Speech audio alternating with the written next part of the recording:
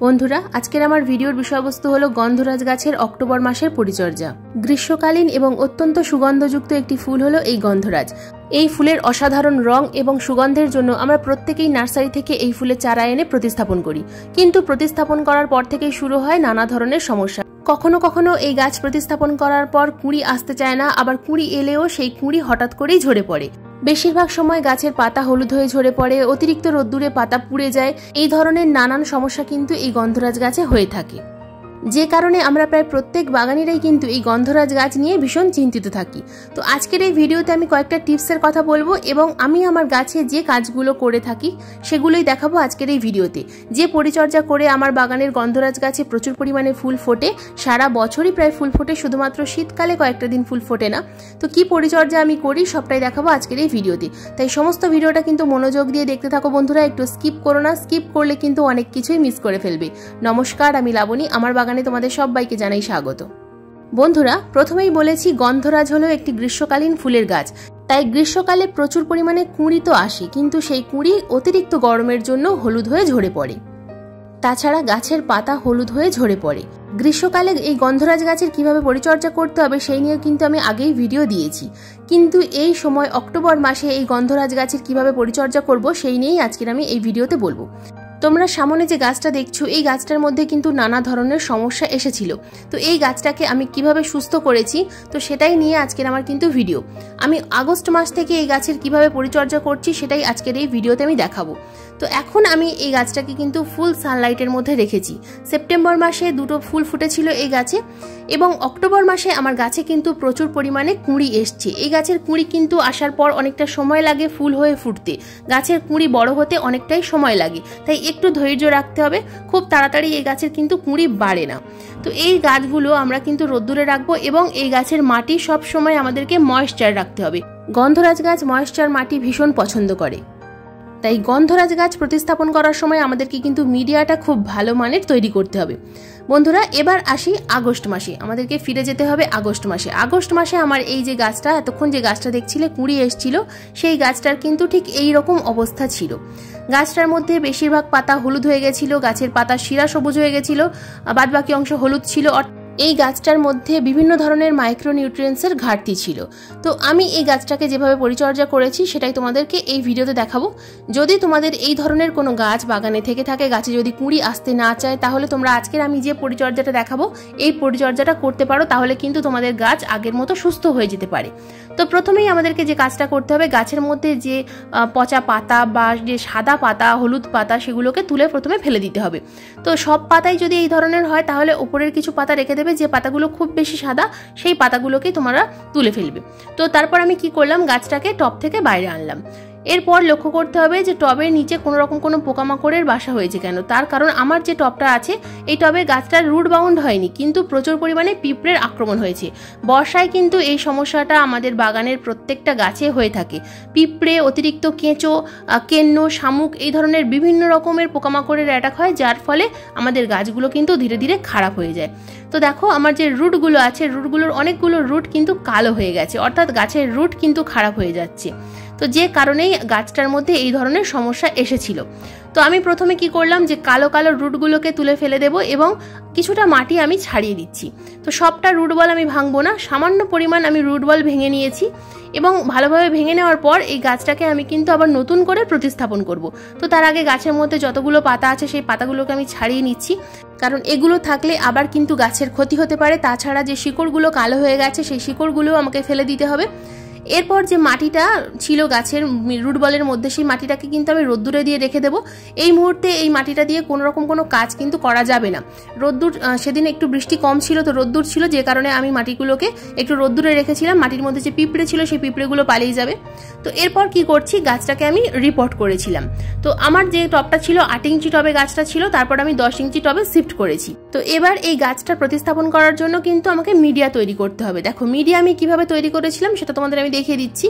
তো প্রথমে নিয়ে নিয়েছি আমি 50% মাটি এবং 40% কম্পোস্ট, অর্থাৎ 50 ভাগ মাটি এবং 40 ভাগ কম্পোস্ট, যে কোনো কম্পোস্ট, তবে গন্ধরাজ গাছ কিন্তু একটু গোবর সার পছন্দ করে বন্ধুরা, ভার্মি কম্পোস্টের থেকেও গোবর সার একটু বেশি পছন্দ করে। তোমরা অনলাইন থেকে কিন্তু এই গোবর সার পারচেস করতে পারো, তবে গোবর সার যদি না পাও ভার্মি কম্পোস্ট দিলেও হবে, অসুবিধা নেই। তো এরপর যেটা নিয়েছি সেটা হচ্ছে 10% কোকোপিট। বন্ধুরা এই কোকোপিটটা হলো গন্ধরাজ গাছের আসল। এই মিডিয়া তৈরি করার সময় কোকোপিট অথবা ধানের খোসা তোমরা অবশ্যই ব্যবহার করবে, তা না হলে কিন্তু গন্ধরাজ গাছের যে মিডিয়া সেটা কিন্তু কখনোই ময়েশ্চার থাকবে না। একটু রোদ্দুর হলেই গাছের মিডিয়া কিন্তু শুকিয়ে যাবে এবং যার ফলে হঠাৎ করেই গাছের কুঁড়িগুলো ঝরে পড়বে, কালো হয়ে শুকিয়ে ঝরে যাবে। তো দেখো এখানে আমি নিয়ে নিয়েছি 50% মাটি। প্রত্যেকটা উপাদান আমি ভালোভাবে কিন্তু মিশিয়ে নিতে হবে। মিডিয়া তৈরি করার জন্য মাটিটা খুব ভালোভাবে একটু চেলে নিতে হবে, মাটি যেন খুব বেশি ডালা ডালা না হয়ে থাকে। এরপর নিয়ে নিলাম 40% গোবর সার এবং 10% কোকোপিট। তো এরপর যে উপাদান দুটো নেব সে দুটো হলো 1 মুঠো পরিমাণ নিমখোল এবং 1 চামচ পরিমাণ সিউইড গ্র্যানুলস। বন্ধুরা যদি সিউইড গ্র্যানুলস না থাকে সেক্ষেত্রে তোমরা গাছ প্রতিস্থাপন করার পর 1 লিটার জলে 5 ml সিউইড লিকুইড মিশিয়ে তোমরা সেই জলটা টবের মাটিতে প্রয়োগ করবে। তো আমার কাছে যেহেতু গ্র্যানুলস আছে সেই কারণে আমি কিন্তু এখানে মিডিয়া তৈরি করার সময় গ্র্যানুলসটা দিলাম। তো এই যে সিউইড, এই সিউইডের মধ্যে থাকে প্রচুর পরিমাণে মাইক্রোনিউট্রিয়েন্টস, এবং আমি যে নিমখোলটা দিলাম টবের মাটিতে যদি কোনো রকম কোনো ব্যাকটেরিয়া থেকে থাকে বা পোকামাকড় থেকে থাকে সেগুলো কিন্তু আর থাকবে না। তো এখন দেখো আমি যেটা করছি এটা হলো ড্রেনেজ সিস্টেমটাকে ঠিক করছি। যে ড্রেনেজ হোল আছে তার উপরে দিয়ে দিলাম ঢেউ খেলানো খোলামকুচি। তো 3টে হোল ছিল, তার মধ্যে 3টে ঢেউ খেলানো খোলামকুচি দিয়ে দিলাম এবং তারপর দিয়ে দিলাম নুড়ি পাথর, যেগুলো বালি চালার পর যে ছোট ছোট পাথর থাকে সেই পাথরগুলো সামান্য পরিমাণ কিন্তু দিয়ে দিলাম। তো এটা ভালোভাবে কিন্তু আমার ড্রেনেজ হোল তৈরি করা হয়ে গেল। এবার আমি দিয়ে দিচ্ছি সামান্য পরিমাণ কম্পোস্ট। তো কম্পোস্টের একটা বেড বানিয়ে দিলাম। তো এটার দেওয়ার ফলে যে মাটিটা ডাইরেক্ট কিন্তু হোলের মধ্যে দিয়ে মুখটা বন্ধ করে দেবে না। তো এরপর যে মিডিয়াটা আমি তৈরি করে নিয়েছিলাম ভালোভাবে মিশিয়ে নিয়েছি এবং সেটা আমি বেশ কিছুটা পরিমাণ এই টবের মধ্যে দিয়ে দেবো। তো বেশ কিছুটা পরিমাণ মাটি এই মিডিয়া টবের মধ্যে ভরে দিতে হবে এবং হাত দিয়ে ভালোভাবে এইভাবে চেপে চেপে দিতে হবে। এরপর যে গাছটা আমি তুলেছি টব থেকে সেটা আমি এখানে ঠিক মিডিল বরাবর কিন্তু প্রতিস্থাপন করে দেবো। দেখো আমি কিন্তু অনেকটাই নিচের দিকে রুট বল ভেঙে নিয়েছিলাম, তার কারণ বর্ষাকাল ছিল, যে কারণে আমার কোনো অসুবিধা হয়নি। কিন্তু তোমরা যদি এখন করো তাহলে কিন্তু রুট বলটা ভাঙতে যাবে না। এই সময় করলে রুট বল ভাঙবে না, কিন্তু বর্ষাকালে করলে রুট বল ভাঙা যায়। বর্ষাকালে যে কোনো গাছ প্রতিস্থাপন করার পর কিন্তু কিছুদিনের মধ্যেই গাছটা আবার নতুন মাটিতে সেট হয়ে যায়। তো গাছ প্রতিস্থাপন করা হয়ে গেল। এরপর দিয়ে দিচ্ছি ভরপুর মাত্রায় জল। প্রতিস্থাপন করার পর অথবা রিপোর্ট করার পর সবসময় ভরপুর মাত্রায় জল প্রয়োগ করতে হবে এবং লক্ষ্য করতে হবে ড্রেনেজ হোলটা ঠিকঠাক হয়েছে কিনা। তো দেখো আমার প্রতিস্থাপন করা বা রিপোর্ট করা হয়ে গেল। এরপর গাছের পাতায় দেব কীটনাশক। তো প্রথমেই আমি গাছের পাতা যেগুলো বাদবাকি ছিল সে পাতাগুলোকে তুলে ফেলে দিলাম। এরপর প্রয়োগ করব নিম তেল। তো এই নিম তেলটা আমি যখন থেকে গাছটাকে রিপোর্ট করেছি তখন থেকে আমি প্রতি সপ্তাহে কিন্তু নিম তেল প্রয়োগ করে গেছি, লাগাতার নিম তেল প্রয়োগ করে গেছি। নিম তেল যখনই বৃষ্টি হয় তখন নিম তেলের সঙ্গে আমি স্টিকার ইউজ করতাম, আর যদি বৃষ্টি না হতো স্টিকার ইউজ করতাম না, শুধুমাত্র নিম তেলটাই প্রয়োগ করে গেছি, আর অন্য কোনো কীটনাশক প্রয়োগ করিনি। কিন্তু বন্ধুরা এতক্ষণ যেগুলো দেখালাম এগুলো যদি তোমাদের বাগানে এই ধরনের কোনো গাছ থেকে থাকে তবেই কিন্তু এই কাজগুলো করবে, তা না হলে এর পরবর্তী ধাপে যে খাবার প্রয়োগ করা দেখাবো সুস্থ গাছে সেই খাবারটা তোমরা প্রয়োগ করবে। দেখো আমার কিন্তু নিম তেল প্রয়োগ করা হয়ে গেল। এরপর চলে এলাম আমরা আবার অক্টোবর মাসে। তো অক্টোবর মাসে আমার গাছটার কন্ডিশন ঠিক এই রকম হয়ে গেছে। গাছটা কিন্তু আবার সুন্দর সবুজ সতেজ হয়ে গেছে, গাছের পাতা সবুজ হয়ে গেছে, গাছে কুঁড়ি প্রচুর পরিমাণে চলে এসছে। তো গাছে এবার প্রয়োগ করব খাবার প্রয়োগ করার আগে টবের মাটিটা হালকা করে খুশে নিতে হবে। প্রত্যেক মাসে দুবার করে হালকা করে কিন্তু এভাবে খুশে দিতে হবে। টবের মাটি খুশে দিলে মাটি আলগা থাকে, যার ফলে শিকড় কিন্তু খুব ভালোভাবে চারিদিকে চলাচল করতে পারে। শিকড়ে যত বৃদ্ধি হবে গাছেরও কিন্তু ঠিক ততটাই বৃদ্ধি হবে। তো দেখো টবের মাটিটা কিন্তু আমার খুব ভালোভাবে খোসা হয়ে গেল। এরপর প্রয়োগ করব আমি খাবার। তো দেখো আমার টবের মাটিটা কিন্তু হালকা ময়েশ্চার আছে, অর্থাৎ টবের মাটি যেন সবসময় ময়েশ্চার থাকে। এই গন্ধরাজ গাছের বিশেষ করে টবের মাটি যেন সবসময় ময়েশ্চার থাকে, এই বিষয়টা কিন্তু তোমাদের লক্ষ্য করতে হবে। প্রতিদিন যদি খুব বেশি রোদ্দুর হয় তাহলে দুবেলা জল দেবে, আর যদি রোদ্দুর কম হয় তাহলে একবার জল দেবে, আর যদি বৃষ্টি হয় তাহলে তো জল দেওয়ার প্রয়োজন নেই। এবার কি খাবার প্রয়োগ করব সেটাই দেখিয়ে দেবো। দেখো এখানে আমি কয়েক ধরনের খাবার নিয়েছি।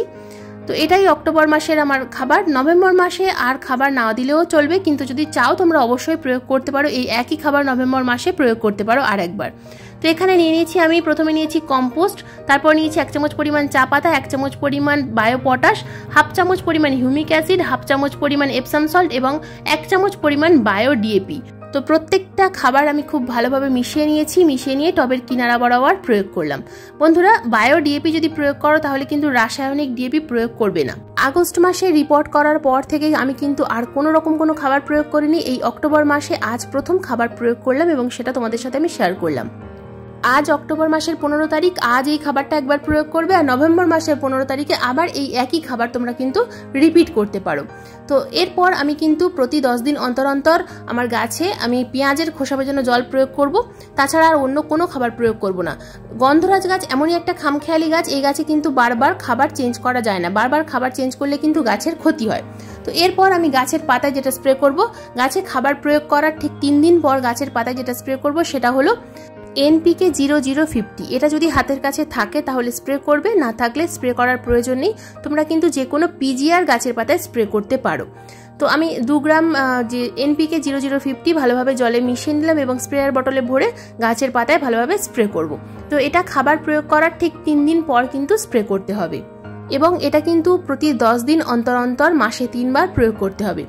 অর্থাৎ মাসে একবার কীটনাশক এবং তার ঠিক 5 থেকে 6 দিন পর এই NPK 0050 এবং NPK 0050 স্প্রে করার আবার 4-5 দিন পর তোমরা কিন্তু যে কোনো একটা PGR স্প্রে করবে। তো এইভাবে মাসে তোমরা কিন্তু কিছুদিনের অন্তর রেখে তোমরা গাছে কীটনাশক, PGR এবং NPK 0050টা স্প্রে করতে থাকবে। তোমাদের গাছে কিন্তু প্রচুর পরিমাণে কুঁড়ি আসবে এবং ফুল ফুটবে। এখন যেহেতু অনেকটাই বৃষ্টি কমে গেছে, তাই ফাঙ্গিসাইড প্রয়োগ আর না করলেও চলবে। তবে যদি অন্যান্য গাছে ফাঙ্গিসাইড স্প্রে করো তাহলে এই গাছেও কিন্তু তোমরা ফাঙ্গিসাইড স্প্রে করতে পারো। বন্ধুরা, আজকের এই যে পরিচর্যাটা দেখালাম, তোমাদের গাছে যদি কোনো রকম কোনো সমস্যা থেকে থাকে তাহলে এই পরিচর্যাটা তোমরা করবে। যখনই কোনো সমস্যা হবে দেখবে তোমাদের গাছে কিন্তু অগণিত কুঁড়ি আসবে এবং প্রচুর পরিমাণে ফুল ফুটবে। বন্ধুরা, এই ছিল আমার অক্টোবর মাসের গন্ধরাজ গাছের পরিচর্যা। আজকের এই ভিডিওটা তোমাদের কেমন লাগলো অবশ্যই কমেন্ট করে জানাবে। যদি কোনো প্রশ্ন থাকে অবশ্যই কমেন্ট বক্সে কমেন্ট করবে, আমি যথাযথ উত্তর দেওয়ার চেষ্টা করব। আজকের এই ভিডিওটা যদি তোমাদের ভালো লেগে থাকে তো প্লিজ লাইক করো, শেয়ার করো, হাইপ করো, সাবস্ক্রাইব করো। চ্যানেলে নতুন বন্ধু হয়ে থাকলে সাবস্ক্রাইব করার পর পাশের বেল আইকনটা প্রেস করে দিতে ভুলো না কিন্তু, কারণ এই রকম বাগান সংক্রান্ত নিত্য নতুন ভিডিও কিন্তু আমি প্রত্যেক দিন ঠিক সন্ধ্যা 6টার সময় আপলোড করে থাকি। ভিডিও লাইভ হওয়ার সঙ্গে সঙ্গেই তোমাদের মোবাইল স্ক্রিনে অথবা কম্পিউটার স্ক্রিনে ভিডিওর নোটিফিকেশন পৌঁছে যাবে। আজকের এই ভিডিওটা সম্পূর্ণ মনোযোগ দিয়ে দেখার জন্য তোমাদের সবাইকে জানাই অসংখ্য অসংখ্য ধন্যবাদ।